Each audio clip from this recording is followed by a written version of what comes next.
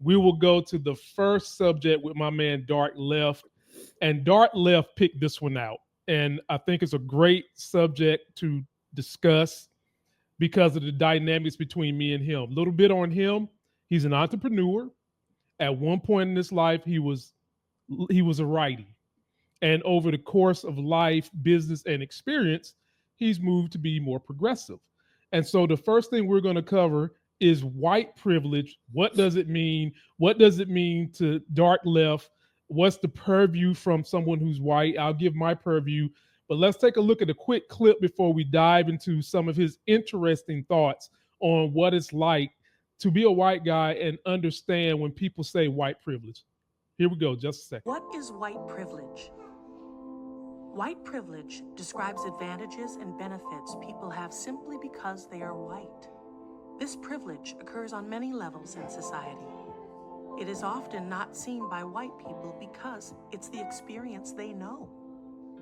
White privilege is interacting with the police and other authorities without fear of being profiled based on skin color. It's living in a neighborhood without facing discrimination. Having parks and grocery stores nearby. It's knowing you will be treated fairly by the teachers in your classroom. Recognizing white privilege acknowledges the injustices that Black, Indigenous, and people of color experience that white people don't. It does not mean white people live free of hardships, but that racism isn't one of them. So, DarkLeft, you have a diverse history of not just living, but the things you've done in life. And you are an entrepreneur, which gives you more access to people. You're having to manage things. You are a boss. So when you hear people use the term white privilege, give me what that experience has been like for you and where you're at with it now. Yeah. So the first time I heard it, I had a knee-jerk reaction to it because I grew up poor, because I felt like the world was constantly against me. And when I heard the concept white privilege, it made me feel like, well, maybe for some white people, but not for all of us. There's no way considering what I had done, and sparing you the long novel story I could tell you about my past. But I came to the realization, it was very, very simple, that white privilege did not mean a privileged white. And that simple concept, because like your video you just showed, that was a little more granular, right? It went into, housing and things like that. I wasn't looking at it. When I came to the conclusion, I went, oh, I get it. So when I grew up and I decided it was time to stop the nonsense and get into the real world, to move away from the bad crowd, nobody saw me as a threat because I could put on a suit and tie and suddenly I was safe. And that was where the privilege lied. And once I understood that white privilege didn't mean you were a privileged white, it just meant that your skin color did not make your life more difficult. When people pulled you over, you did. Now, I did have to worry more when I was with what we're now calling, I guess, frequently persons of color. I just called them my Black friends. When I was with a bunch of Black dudes in a car, there was definitely a different vibe when we got pulled over. At the same token, Hispanics. And then you don't even process it as much as a white guy when you get older and now you got a nicer car and you're by yourself and you're driving and you get pulled over. You forget that there's a lack of threat automatically assumed by a cop who has been patrolling for 10 years, that was in bad neighborhoods. Now he's in a good neighborhood. He pulls a Black person over. He's automatically reactive to that Black person. Whereas he pulls me over and he's like, all right, this guy's safe. So, it was a good realization. The hard part is that it's such a complex and broad term for white people to wrap their head around that I was like, where do I start it? So I did that. There's a video I posted on TikTok. I'm on Instagram now too. I'm just kind of getting this going, where I try to explain that in like 90 seconds. And it's hard because I could talk about it for an hour and a half. But a lot of what I do with the DarkLeft is really just trying to kind of come out of that shadow a little bit. Talk about things that maybe people are a little reactive to, but move the conversation forward, right? I don't want to spend like if you and I were to sit down and say, we're going to talk about white privilege for 1 hour, I don't want to spend an hour just in the conversation of it. I want to know about how we can advance the conversation and then spread that word, because advancement is where we need to be, right? We get caught up too much in the now and the nuance.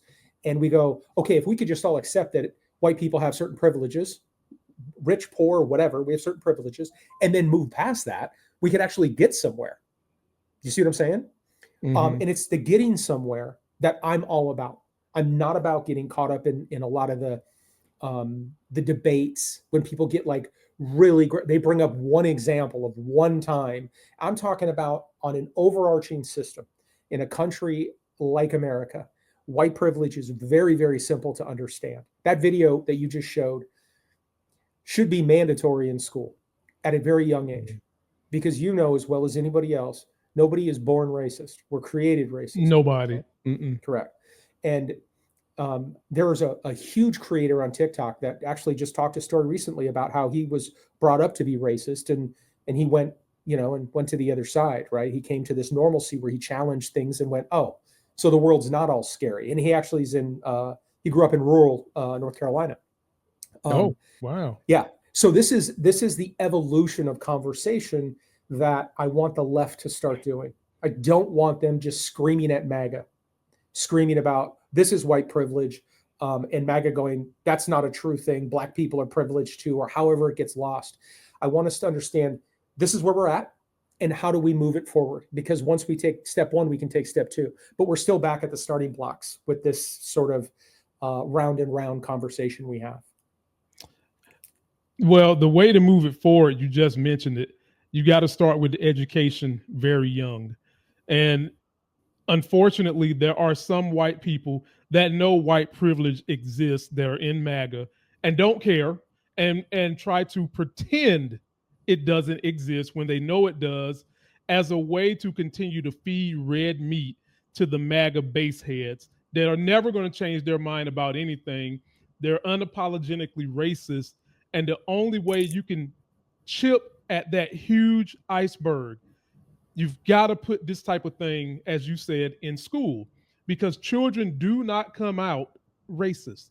Children do not come out the womb biased. Children come out the womb wanting love, wanting to be cared for, wanting to show love, and just want to be friends. It's taught to hate people. It's taught to see color. And one thing that gets on our nerves when we're dealing with race issues is when white people say they don't see color. That's a dead giveaway you're MAGA. Dead giveaway. Stop saying that shit. If you really want to have a conversation about the struggles minorities go through, it's nothing wrong with a white person understanding that they have a privilege. And that privilege, and you admitting that you have the privilege, doesn't take anything away from you, even if you've not benefited from the privilege. But what it does is it lets people understand that you know the plight that others are going through, and you're willing to educate people on why that plight is there. And that's my take on it. And I want to elaborate a little bit on you saying, you had a couple of valid points in there. Yes, it should be taught in school. It's hard to get over parents. Parents are responsible for a lot of things. White people need to be the ones to say, because I talk about often how big this country is, right? And I can't expect somebody in rural Georgia to vote the same way as somebody in downtown Chicago, right? It's two different worlds. Right, exactly. But we need to show that world. We need to let people see that it's not all doom and gloom in the city. People go, well, if you don't think there's a problem, why don't you go look at the crime rate in Chicago? Okay, the crime rate's actually not as bad as people like to say it is. It's bad in parts that are impoverished, right? But there are amazingly wonderful parts of Chicago that don't have that issue. So, right. But if you keep beating this into a 6-year-old, 8-year-old, 10-year-old, 12, 15-year-old's head, by the time he gets to 18 and he's ready to vote, he's going to say something stupid like, I don't see color. Because if I put a white man and a black man in a room and you tell me you don't see color, then we need to have a different conversation, potentially with an ophthalmologist. But it's fine to see color. It's fine to see it. It's not okay to judge because of it, right? Exactly. You can see it. You just don't have to let it make your decisions, right? So this is, right. to me, rudimentary thinking. But it's not for them. And part of the problem is, because I'm from rural North Carolina too, and a mindset that's not just with white people, it's also with black people and a lot of people from the rural parts of southern states, is that you don't want to leave the little rural bubble you live in and experience anything else. And so when your only way to experience some of this stuff back when I was growing up was TV. And now you can live in rural wherever, never leave your bubble, and you can get all the experiences you want from the internet. But that doesn't put you in a position to be interacting with people, to know what it's like to really be around real people that you meet, that you could probably care for, that are not like whatever stereotypes the bubble that you're living in has kept you. And it can happen to city folks too, because a lot of people in the hood who live in cities don't want to leave the hood, and they are not as critically diverse mentally as someone else who's been in a diverse atmosphere. And so those are some of the crux that could be done to help with that narrative. And as you said, push us forward. But at the same time, DarkLeft, we got to understand we're not going to be able to get everybody. There are some people, they're just not going to change. And that's okay. That's what, right, it is. That's okay. We have to accept that, because if we try to change everybody, it's an exhaustive process, right? So 2 points to that. One, to really put a period on this, there is a reason why cities vote Democratic, right? Cities live in very cultural areas with tons of people, and they don't see, when you tell them that there's this huge immigrant invasion, they don't see it because they're living where you're telling them this immigration invasion is happening, or this crazy amount of, and they're like, no, because I live here and I don't. But if you don't live there and you live in some place in the middle of nowhere with population 13,000, you're definitely afraid because TV's telling you that's the case. Same thing with exactly how movies can make people think. Talk to people from the UK, have only experienced America through movies. They think like every morning is mom and dad making this big breakfast, and the kids come downstairs, eat one strip of bacon, throw a backpack on their back, and run out the door because they have to get. It's a false world, right? Right. Right.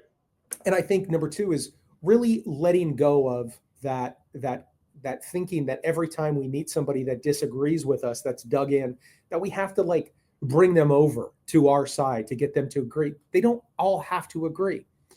We need the message to be clear so that when people choose to agree or disagree, they do so based on facts and data, not based on anecdotes and things of that nature. And the messaging is really important to get to everybody. Well, I'm glad you finished it with that, because I certainly was about to jump in there and said, yes, it is one thing to disagree with people. It's another thing when a fact is a fact and someone is trying to tell you that that fact is wrong based on their opinion. Now, that's something you can't agree with. That's a conversation you're either going to debate with that person or you're going to walk away and realize what's the point in having the conversation if accepted facts that you can Google search or chat GPT, if they're not even going to be on that playing field, there's no point in having that conversation with that person, period. Yeah. That's a hard, and I mean, I could, there's so many new, so we have basically two sides who both think they're right. I mean, at the end of the day, that's what we have. The left thinks that they're 100% right and the right thinks they're 100% right. And that's because we have become so divided through cognitive bias and our media bias that it feeds ourselves in that echo chamber, right? But echo chambers are really built of ego, and they're actually really fragile. That's why we don't like to let anybody into it, because it would counter what we're saying. So there eventually has to be this point. For me, it was a really long process. And for the people that are listening, I was a Republican, and I always like to clarify that I was socially liberal. I believe that Republicans, and I say believed as in past tense, were good for small business, were good for tax reform. And I learned that just wasn't the case, but you couldn't have yelled me into it. I needed to see it over time. Trump in 2015, that was the end for me. That was my breaking point. But a lot of people that feel a certain way, like these alpha males who are 21 years old and they think that, MAGA's tough and liberals are weak, they got to be MAGA. They haven't reached that point in their life yet where they're open to it. So that's going to take time with them. A lot of people start liberal and become conservative. That was the case for a lot of years. I don't think that exists anymore because the boomers are way gone. Where a boomer might have been liberal in the 70s and they became really conservative in their old age. it's all changed. Conservatism has Right. changed. Things have really, they've kind of been broken apart and fallen out. And now we're trying to piece back together what it is. And let me say this. The Trump day is going to end. He's already almost 80, right? That's going to go away. What the Republican Party does and what the Democratic and Liberal Party does after that happens is going to determine the next 10, 15, 20 years. That will be the determining factor, because it's going to be either more of the same for the right? I don't know, Don Jr. is going to jump in or someone else. And the left is going to keep, or it's going to completely be built up a different way and we can reattack this. But that's a wait and see scenario. Right.